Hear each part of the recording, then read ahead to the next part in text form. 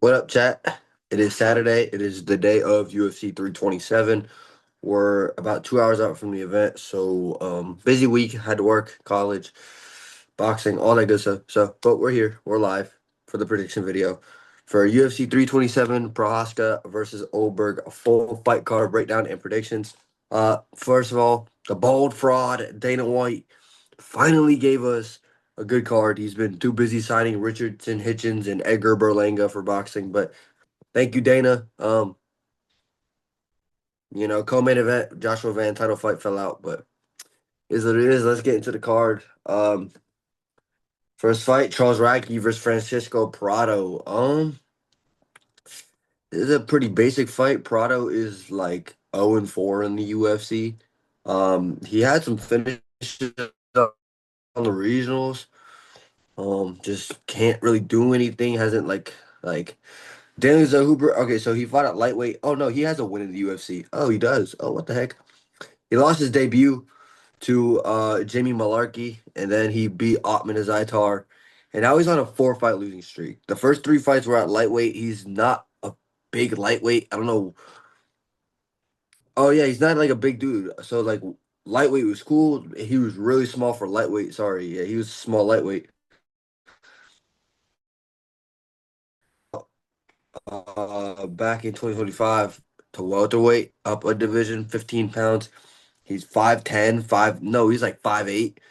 I don't know why he moved to lightweight. He's 0 or why he moved to welterweight from lightweight. He's 0-2 at welterweight. Lost to Jake Matthews, not the worst loss. And then Nikolai Vertenikov is not a good win or not a good loss. Like Vertenikov KO'd Nico Price. Nico Price is like KOing Nico Price is like KOing a retarded kid. Like that dude is trash.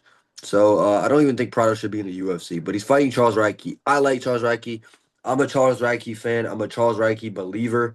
At the end of the day, he has good wrestling. Like I understand he has two UFC losses, but bro, he got KO'd by Carlos Prates.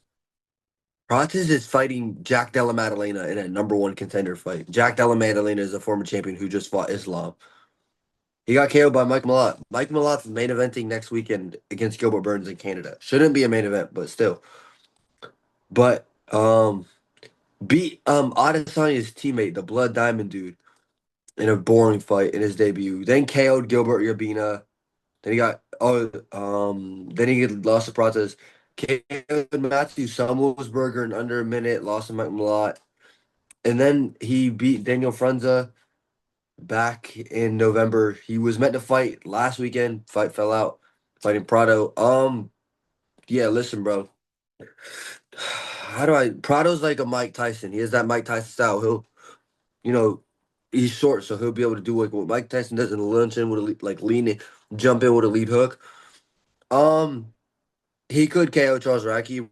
Radtke has an iffy chin, but I think Radtke's quality of performances and quality of opponents is way better. Like Prado's good like loss at lightweight was Daniel Zellhuberg, and now Zellhuberg got killed by Bobby Green. So now that loss is aging worse and worse. And I think Prado's gonna lose again. I think Radtke will win a 30-27 decision.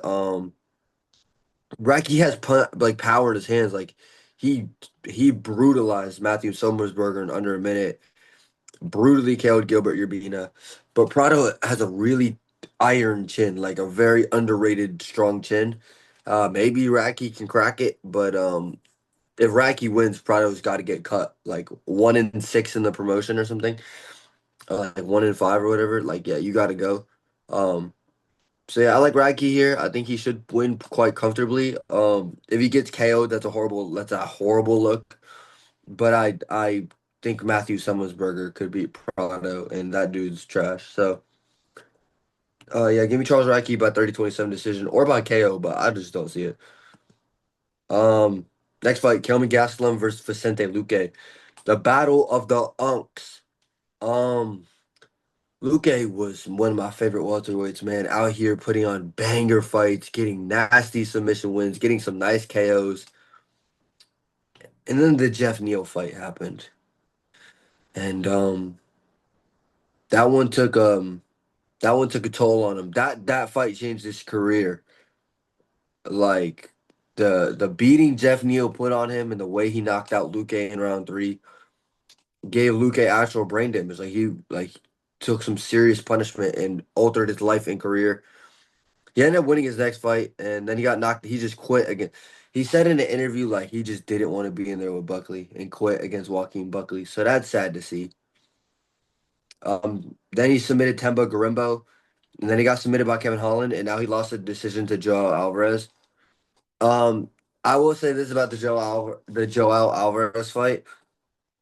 Joel could have finished him at any point in any round, but I think Alvarez brought him to a decision like out of respect. Like Luque is a vet and he is like really well known again, like in the MMA community. And Joel Alvarez could have easily Darce choked him in round one. Like Joel has a really good Darce choke, but he brought it to a decision and dominated Luque like 30-25 or whatever. So yeah, but this fight's short notice. Luque was meant to fight Kyle Dawkins at middleweight. Dawkins got taken out to fight Bo Nickel in the White House. So they brought in Kelvin Gastelum, the mini fridge man himself. I'm surprised he made weight, bro. But he fought at welterweight, kept missing weight, moved up to welterweight, moved up to middleweight, has missed weight at middleweight. Um, he's coming off a win where he missed weight at middleweight against Dustin Stoltzfus. That was a fun fight. Lost to Joe Pyfer. That wins aging better or that loss is aging better and better because Joe Joe Pyfer just TKO'd my goat, but it's okay. He beat Daniel Rodriguez, not a bad win. Got submitted by Sean Brady in like the worst performance of his career. Got grappled and 10-8'd in every round, and then Kimura. So that wasn't a good look. Lost to Cannonier, lost to Whitaker, lost to Hermanson, lost to Izzy, lost to Till. He's lost a lot of his last couple of fights, but yeah, he beat like Michael Bisping by KO like years ago. His three last wins are Chris Curtis, who moved down from middleweight to welterweight. Daniel Rodriguez and Dustin Stoltzfus. Like next, not the best comp. I think Kelvin Gastelum should get it done though. Luque's career gave him too much damage. He's taken too much damage. His mental isn't the same. He doesn't move the same. Like his IQ isn't the same. His power isn't the same. Nothing's the same with Luque. I think Gastelum will. I don't think Gastelum will chin him. I think he'll get a 29-28 decision. Like wins around, has some nice moments. Maybe clips Kelvin with a couple shots. Um, I think Kelvin can wrestle here. Like Luque is susceptible to takedowns, but like Kelvin's got to like watch his neck for a guillotine or a Darce choke. When Luque's on bottom, or when Kelvin's trying to get the takedown, that Luque doesn't like wrap up a ninja choke while Kelvin's on a single leg. So that's my concern. But I think Kelvin has the better cardio. I definitely think he has the better chin because if Luque fought Joe Pyfer would put him out really bad.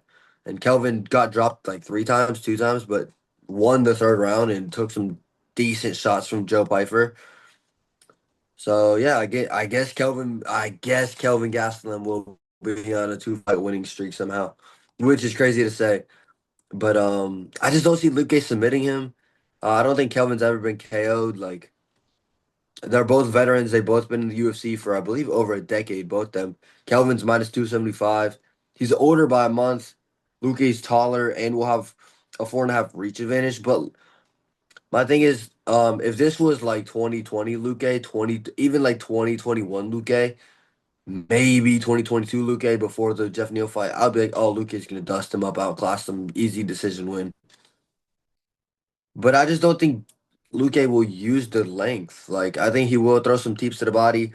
I think every opponent needs to target Kelvin's body. Kelvin looked a little drained at the weigh-ins. I think you need to target his body. Maybe he can like target the body and slow Kelvin down and get like a sloppy, boring decision win over Gastelum because Gastelum is stepping in on short notice. Luque was meant to already be on this card, but I'm just gonna trust Kelvin. He's coming off a good win, I guess. It was a great fight, so he looked good. He didn't even look bad in that. So yeah, give me Kelvin Gastelum by 29-28 decision. Third fight. Markel Maderos versus Chris Padilla. Um, Nobody knows this, or I've said this in other prediction videos, but before I started videoing my interviews, the first fighter I ever interviewed was Chris Padilla. No, second. Sorry, the first person I ever interviewed was Cody Stamen. Second one was Padilla. It was like a 2 hour convo, damn near. Like he just talked to me about life. So that's really cool. I picked him against Ismail Bonfim. Broke and TKO'd Ismail Bonfim round two. I believe I picked him in every UFC fight except his debut. But yeah, he's 4-0 in the UFC. Markel Medeiros is 3-0 in the UFC. Listen, bro, Padilla's only 30. Like Markel Medeiros is 29. Like this isn't like a young kid versus like a decent age to prospect. Like they're quite similar. Markel's taller by an inch, but Padilla has a 4.5 inch reach advantage. And I think he'll win this. I got Padilla. Um, for like one key reason. Markel Medeiros fought Austin Hubbard a year ago in a fight where he should have been able to TKO or submit Austin Hubbard in 2 rounds. And he went to a split decision with him back on the Mexico card, the Moreno versus was Moreno on that card? I forget what it was, the Mexico card last year, like last like February or like last March, whatever the card was. I feel like it was Moreno versus yeah, it was Moreno versus somebody, not Albazi. I don't remember who it was, but yeah, he fought Austin Hubbard on that card, and he did not look good like at all. Um, who was it? Oh, Moreno versus Urseg, bro. It was when he fought Steve Urseg. But yeah, he did not look good. And the striking, he's pretty good. Boxing, he has like slip pivots, can stick some nice boxing combos, but Padilla's gonna be longer.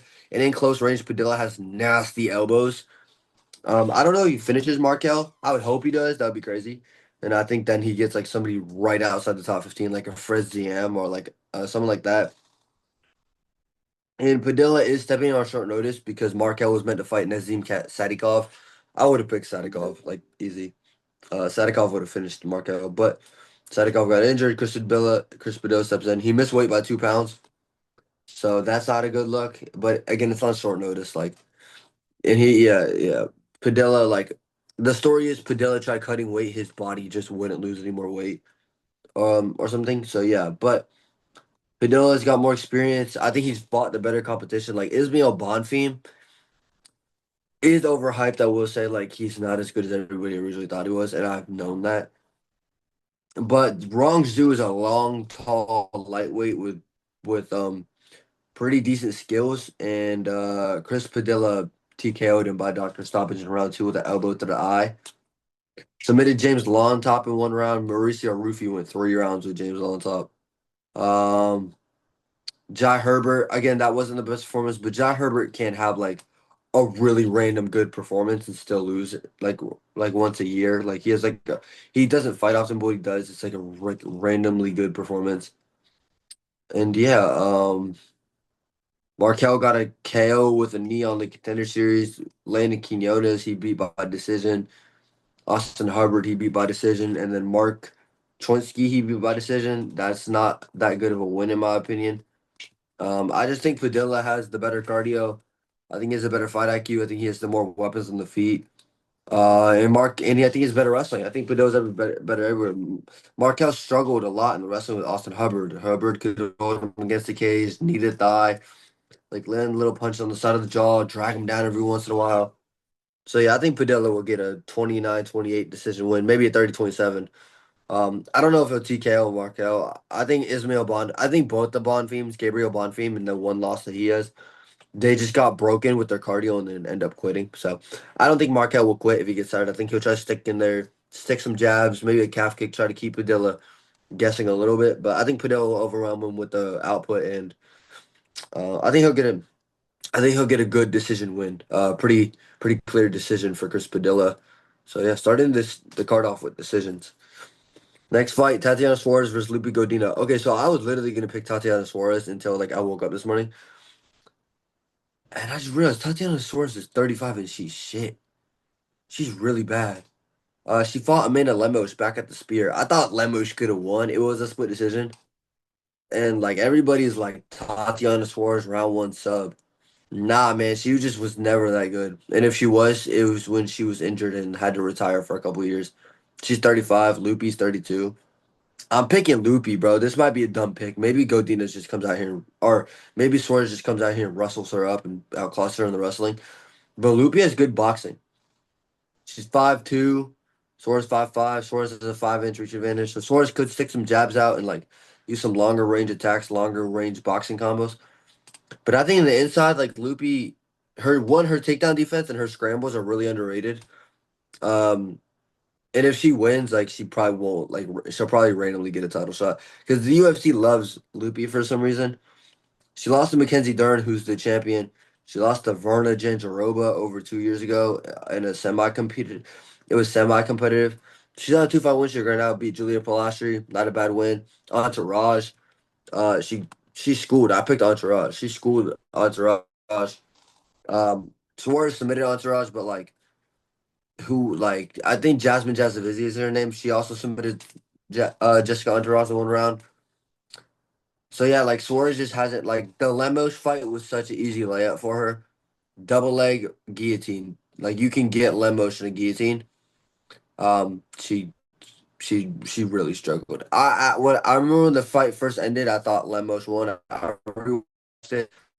Suarez probably she had them like more hype or whatever. I'm picking Loopy by like close. I'm picking her by split decision. I think the UFC's done with Suarez. I think they give up on Suarez. In the title fight with Wei Lee, where she took her only loss, they were promoting her as if she was the champion. And even in her last one at the Sphere, they were promoting her like she was the main event. She wasn't. She was. I think she was on the prelims, bro. Like she was early on the card. She looked trash in both. Like she got. I picked Wei Lee. I picked Wei Lee to dominate her. She dominated Suarez. She broke her, beat her up on the feet. And I think Loopy could bust up the nose, swell up the eye.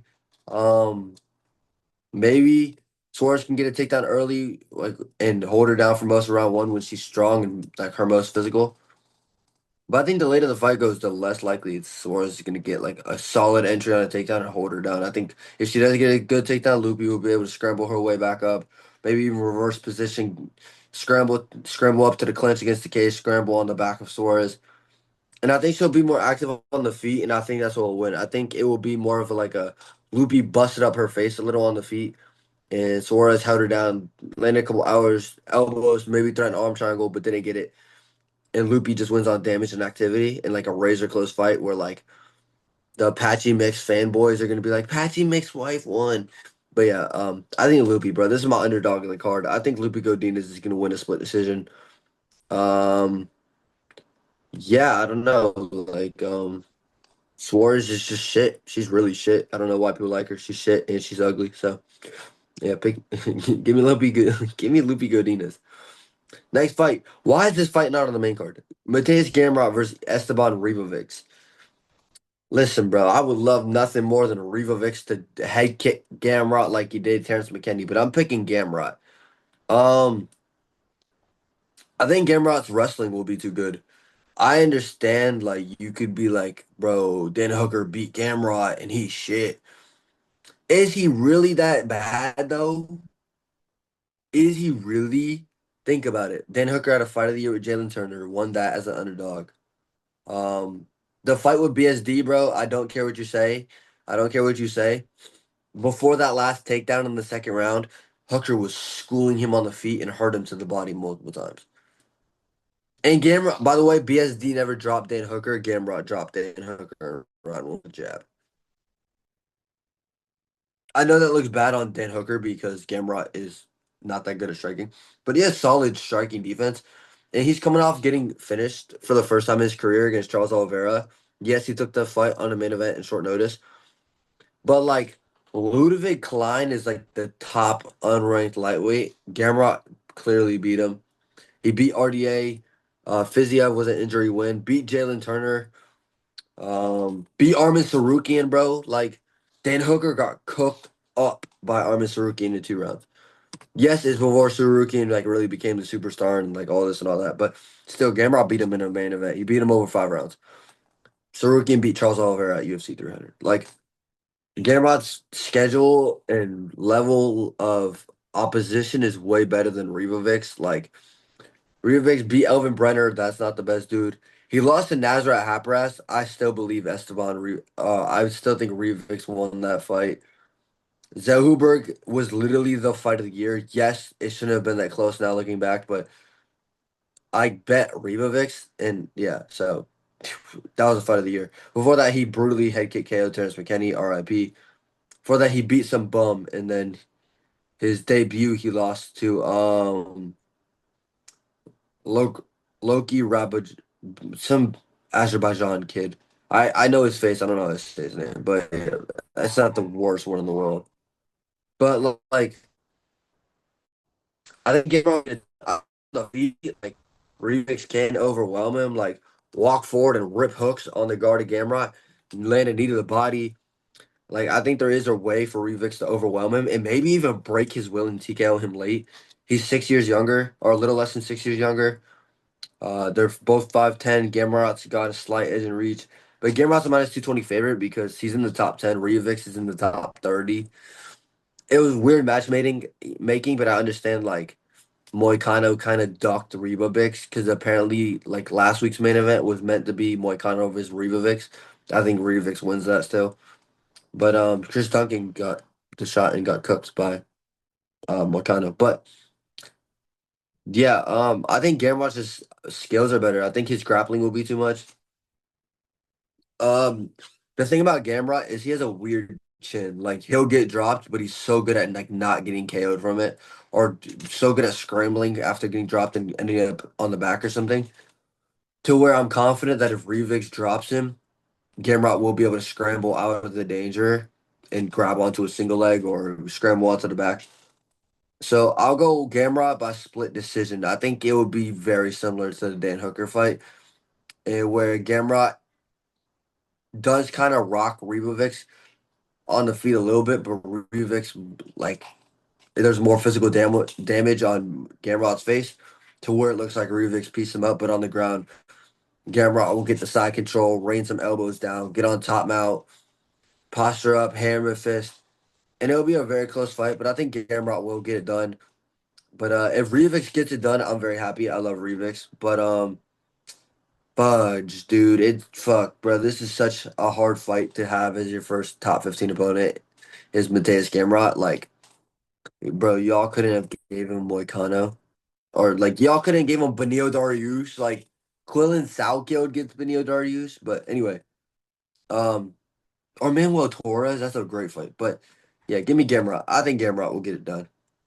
Next fight, Kevin Holland versus Randy Brown. Listen, bro, there is a picture of Kevin Holland at the Dirty Boxing event at like 1 in the morning last night. So I hope I don't get this wrong. I'm picking Kevin Holland. Call me crazy. I'm picking Kevin Holland by TKO or submission. I think he'll I think he'll submit Randy Brown. If Jack Della Maddalena can rock you and then drop you, or if he can drop you then sub you in round one, I think Kevin Holland can do the same. Holland has a good armbar, a good Darce choke. He's younger, and Randy Brown's coming off a KO loss where he just got hit with a knee to the head in the clinch against Bonfim back in November in an Apex main event. I picked Randy Brown, don't know why, but um, yeah, Holland has an 81-inch reach. They're both 6'3". I just think if Holland is serious about this, he can be a top 10 contender. If Holland really tries, he can probably go out there and like TKO Kobe Covington somehow. Like the Mike Malott fight was close and he got like fouled multiple times and lost. The Dana Rodriguez fight, um, I don't know. Like the thing with that fight is I'll watch it back one time and go, okay, now I see how Dana Rodriguez won. And then I watched it back Wednesday for tape study, and I was like, damn, wait, Kevin Holland won that. So it's like one of the closest fights I've ever seen. They both almost get dropped, or they both almost get knocked out. They both get subbed. Crazy fight. Before that, he beat Luque and Gunnar Nelson. He got submitted by Rainier DeRitter at middleweight. Broke his rib against Roman Dolidze at middleweight. Lost to Michael Venom Page, lost to Jack Della Maddalena. But the Jack Della Maddalena fight, yes, it was a very, very clear win for JDM. I don't know how it was a split decision. But Randy Brown got bullied and cooked up by Jack Della Maddalena in round one. Kevin Holland went 3 clean, hard rounds with him. So yeah, I think Holland has a better punching power. I think he has the more submissions. I think he's a better cardio. I think he's the way better chin. Randy Brown's chin is very iffy. If you hit him with the right shot at the right time, he'll go down or he'll go out. So I could see a thing where Kevin Holland just sticks a big 1-2 on the chin, and drops Randy Brown either TKO or drops him and gets like an arm triangle, or Randy Brown just rolling gets rear naked choked like round two. So I'll go round two submission by rear naked choke for Kevin Holland. I think this is a very winnable fight for him. So yeah, should be a great one though. I think they both will like land some leg kicks. I definitely think Randy Brown will be using a lot of teeps to the body. Try to throw like a lead head kick at points, like a teep to the body into a lead head, a jab, like a jab to find the range to a lead head kick. But I think Holland, like if Holland lands, he'll put him out. Randy Brown has really good power in his right hand, but like and Holland can get dropped. We saw it against Michel Jacek and Dan Rodriguez. But um yeah, Holland ate a nasty elbow from Luke in like round one. Didn't care. So and Luke beat Randy Brown twice, I believe. I believe they had two fights. They might have one. I know Randy Brown had like a random two fight thing. I think it was Luke. And he got KO'd in one and submitted in the other. So yeah, but that was prime Luke, I guess. But yeah, give me Kevin Holland. I think he's a lock. I just don't see Randy Brown winning. Next fight. Patricio Pitbull versus Aaron Pico, featured prelim. Holy shit, bro. This is like a literally this is a Bellator mega fight. I'm going Aaron Pico by decision. I don't know. Like it maybe PKO like maybe Pico KOs him. But like Yair Rodriguez couldn't KO him. Danny Gay has decent power, couldn't KO Pitbull. Pitbull beat Danny Gay. Yes, Pitbull's 38, Pico's 29. Pico's taller, 3.5 inch reach advantage. They're both from Bellator. Pico's 0-1 in the UFC debut, fought back in August against Lerone Murphy, and didn't look bad. Took down Lerone Murphy, was low-key doing good in the boxing, but he kept like just like not keeping his hands up and got spinning elbowed out cold in a KO of the year. Uh in like the middle stage of round one by Lerone. Pitbull fought at the fought at the Miami card last year in his debut, was talking hella shit and then got dominated by Yair Rodriguez. And then on the Poirier retirement card, beat Dan Ige in like a competitive fight, which Melquiz Acosta just knocked out Dan Ige in one round, which is random. But yeah.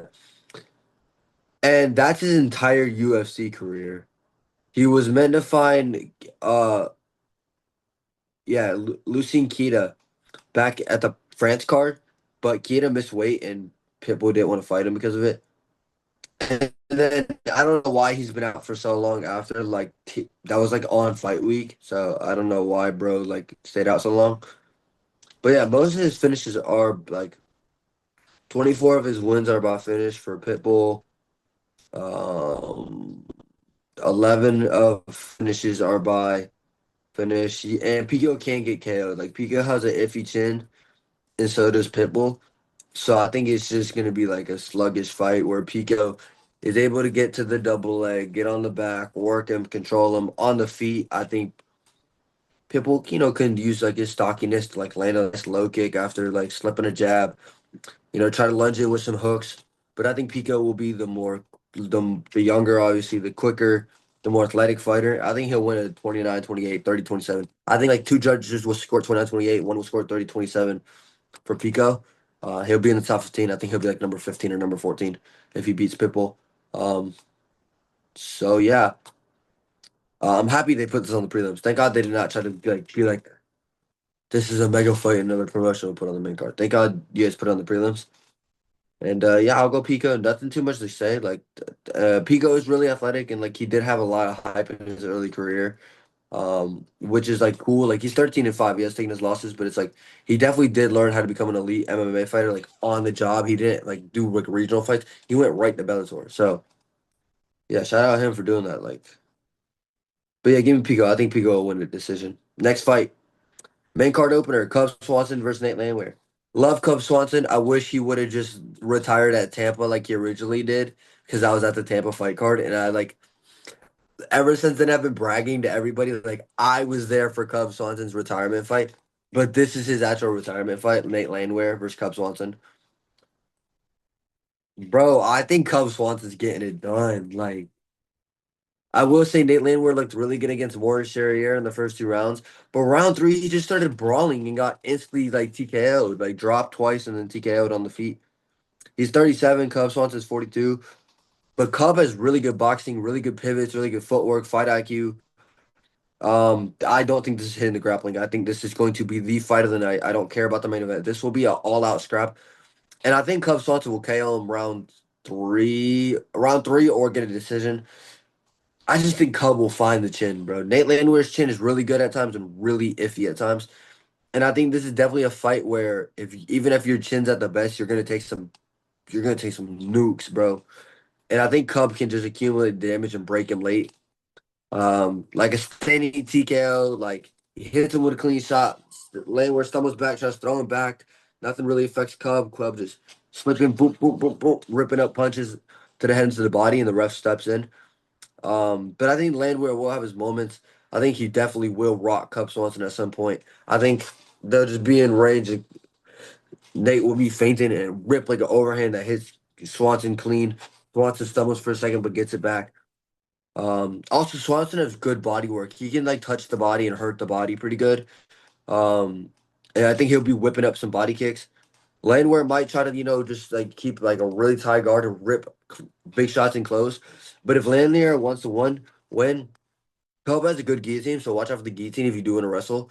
But wear down Cub. Forward pressure, hands high, slip in the jab, boom, boom, like slipping the jab then ripping, not just ripping random boxing combos wherever you see. Like Cub sticks the jab like you watch his fights before he rips the straight or before he rips a hook, is jab jab jab, 2 to 3 jabs, jab jab jab, bink bink jab bink. He sets everything up with the jab. So if Nate can get the timing of the jab and be able to slip, that will throw Cub off his game. But Cub's old school, bro. He can adjust on the fly. He's been there, done that. Fought everybody there's to fight. Poirier, like Poirier, Darren Elkins. He fought Billy Cortillo, Jonathan Martinez. Down at bantamweight. I don't know why he went to bantamweight. Moicano, Giga Chikadze, Shane Burgos, Ortega, Max Holloway, Jeremy Stevens, Dustin Poirier, Chad Mendez, Jose Aldo. He's fought literally everybody. And like Nate Landwehr, every single Nate Landwehr fight is going to be a fight of the night, bro. I don't care if it's at the Apex. His fights are phenomenal. He's 18-7, so yeah, he's up there in age. He's 5-5 in the UFC. Fought Duhoi Choi, fought Danny Ige, fought David Onama, beat David Onama as a big underdog, beat David Onama. I remember that fight. That was like the first ever UFC fight that I watched going, oh my gosh, that was so crazy. Fought Julian Erosa, Ludovic Klein. He submitted Ludovic Klein, bro. That win is aged so well. But yeah, I think Cub Swanson, I think it actually will be a fairy tale ending. I know Nate Landwehr said something about like this isn't like fairy tale. This is mixed martial arts. This is a fight game. Man, I think Cub's ready for war, and I think he'll get it done by TKO in round three. After an all-out scrap, both men are bloody, cut up, bruised. Both men have been rocked, but I think Cub will get it done, bro. I think he'll just be more accurate, and I think his shots will have better timing, which like timing equals power. Like if you time it right, it's gonna have the best power possible. And I think that's what will win him this fight. So give me Cub Swanson. Next fight, Dominic Reyes versus Johnny Walker. Listen, bro, this is literally the definition of whoever lands the first hard shot wins, bro. Everybody's picking Reyes. And I, for the longest, was like, man, Reyes probably wins. I'm picking Johnny Walker to the point where I have him on my parlay. Um, Bro, I don't know why. I just like the Zhang Ming Yang fight was so good. He landed beautiful calf kicks, was patient, kept his chin tucked. And Reyes, like, and Johnny Walker hits a lot harder than Carlos Ulberg.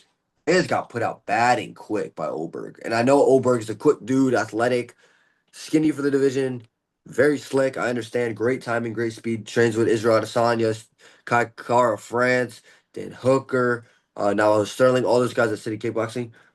I think Johnny Walker is going to win by KO in round one. I think Johnny Walker will land that shot first, and it will be a head kick. It will be something crazy. Like last year at Miami, Reyes landed a beautiful right hand, like step back right hand, KO'd Nikita Krylov in front of Donald Trump. Donald Trump will apparently be there again. I think Walker will get this done. If Walker stays patient, chews the calf, sets everything up with the jab, I can just see a world where Reyes steps in with a right hand, misses, slides back. Walker lands like a huge head kick around the head that puts Reyes down in round one. Like 2 to 3 minutes, like 90 seconds to 2 minutes in. It's a quick fight. Like because whoever lands first is winning. But and Reyes does have a lot of power on the right hand to where if he touches that chin of Johnny Walker, he could just sleep him.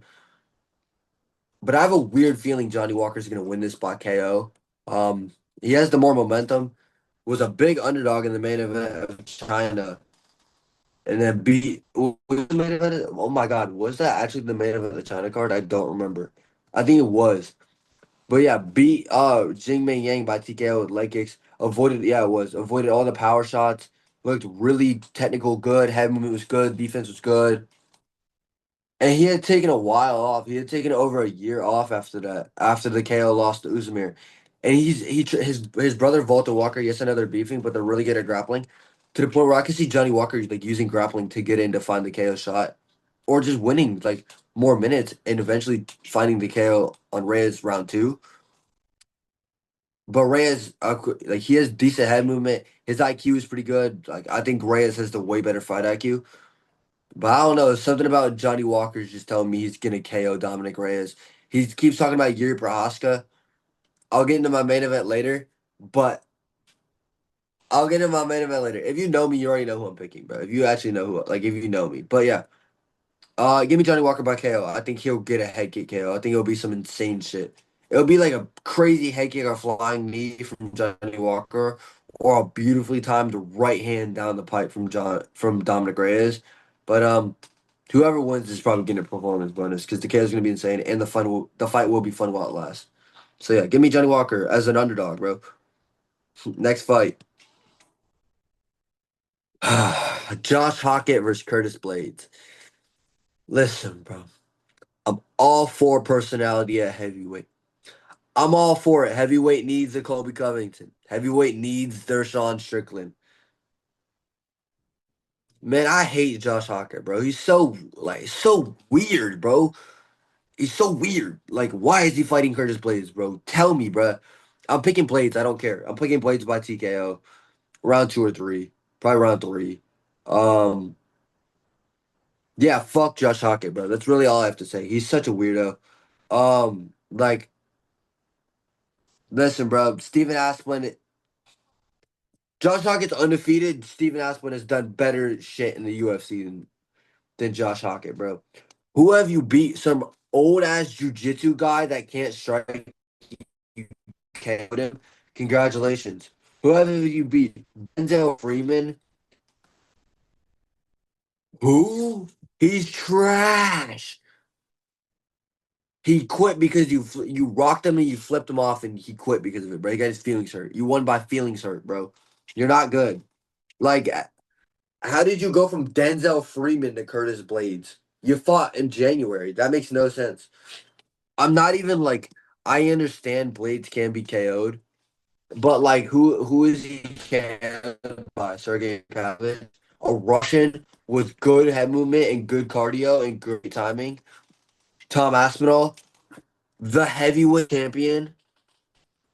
Derek Lewis, the hardest hitter in heavyweight history, and Ngannou.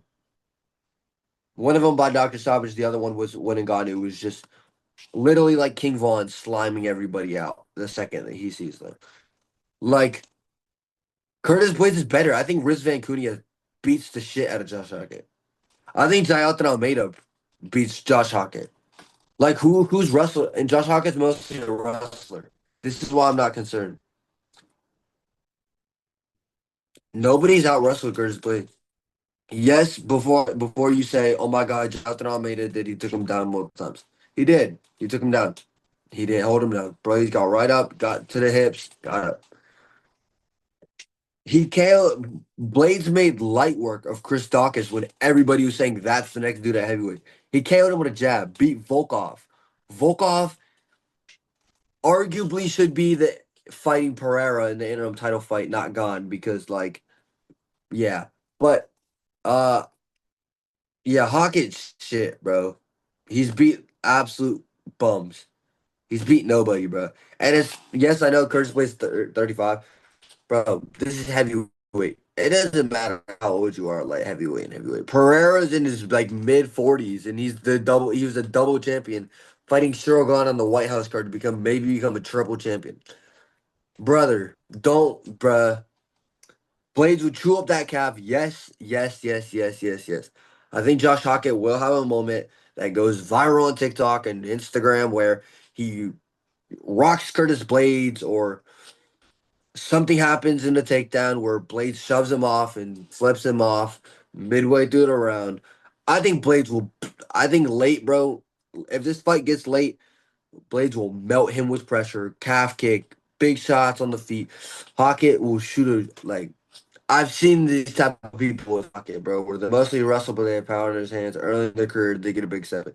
He'll get rocked with like a jab, like he'll be trying to walk in, hit with a jab, hit with a lead hook, get rocked, shoot a horribly timed takedown. Blades will get on the back and TKO him like halfway through round three, or early round three. Hockett's shit, bro, and they literally exposed the clip that I just saw right for this video. His personality's fake. The weigh-in video with Laura Sanko, where he's trying to act all shy. Right when he says thank you guys and gives and takes the headphone off, he took the bandana off and was like, I'm sorry about that, you guys. That was awkward. You're literally Colby Covington, bro. Your personality's fake, which isn't even a bad thing, but like show your real personality. Like you seem like a cool guy, like just off that clip. Stop trying to like make Chinese jokes and be all weird. Like nobody cares. You're gonna lose the Curtis Blades. I'm not saying he doesn't have potential. He's only 28, and that's pretty good for heavyweight, but yeah, this is major disrespect to Curtis Blades. I think he'll win quite comfortably. I think he will get hit with a right hand. He'll get rocked with a right hand. He'll get taken down probably. Josh Hockett does have good double legs, but if Josh Hockett wins, bro, I hate MMA. But I'm picking Curtis Blades. I don't care. So yeah, give me Curtis Blades by TKO in round three. Next fight, co-main event: Azamat Murzakanov versus Paulo Costa. Bro, can I just say, weird matchmaking, phenomenal fight. And I'm picking Paulo Costa, bro. Paulo, don't be out here looking like the Greek god in one fight and then go back to losing, bro. I picked you against Roman Kopylov. I should have thrown money, bro. You were almost a 3-1 underdog. You beat the hell, bro. If you watch that Roman Kopylov fight where everybody hyping up Kopylov, yes, he lost a little hype for getting subbed to Anthony Hernandez. Paulo Costa beat a straight striking, put an ass beating on him. Welts all over his abs and his chest from body kicks and hooks to the body. Paulo has good power. He'll have lighter man skill moving up from middleweight. He's fighting number 6 light heavyweight Azamat Murzakanov, undefeated Russian with good power. He's 36, so he's old. He's a fat dude. He's fat but athletic. Um, so my thing with Murzakanov is I don't know how good he actually is. Like you could be like, what do you mean? He KO'd Alexander Rakic in one round. Yuri Prochazka lost round one to Rakic. But like, I just don't think Murzakanov has the touch of death. I think it's more of Rakic has lost the iron chin. I don't think he has the iron touch. If he or I don't think he has the touch of death. If he had the touch of death, he would have flatlined Alonzo Menifield in round one, like Volkan Oezdemir did. Carlos Ulberg, who's in the main event, I'll talk about that next, KO'd Menifield in 15 seconds. You don't have to touch of death because, like, you went to a very close decision with Dustin Jacoby. Why are we bringing Tafin Zechiku and Devin Clark to round three? Who are they? Like, what? But yeah, I think Costa's winning. I'm going to Costa 29-28 decision. I think Costa will. If Costa wants to win, he needs to go forward. And you're gonna say why Rakic went forward, Menifield went forward. That's not true. Menifield didn't go forward. Menifield stood in place, and Azamat broke him as the fight went on, standing in place because Menifield can't move his feet. And yes, Rakic moved. Rakic moved in with his hands down, completely trying to throw a body kick while walking in. That makes no sense. He got catered for it. So yes, Rakic needs to go up to heavyweight, bro. He's too big for that heavyweight. He's like 6'5". Like what? And Paulo's 6'1" at middleweight, and Azamat's 5'10". Paulo has half inch reach advantage. He's younger. He is the underdog. I think he'll win, bro. I do think Murzakanov will rock him with a right hand. I think he'll rock him. Paulo's only other fight at light heavyweight was Marvin Vettori because Paulo couldn't make the middleweight limit for the main event, so Vettori just wanted to move it up to light heavyweight.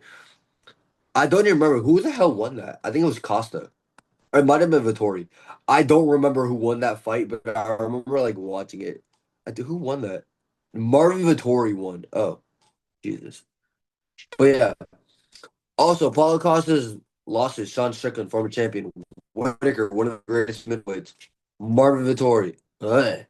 And his first loss was Israel Adesanya. Like prime can't touch Izzy is yeah, and he got KO'd. So yeah.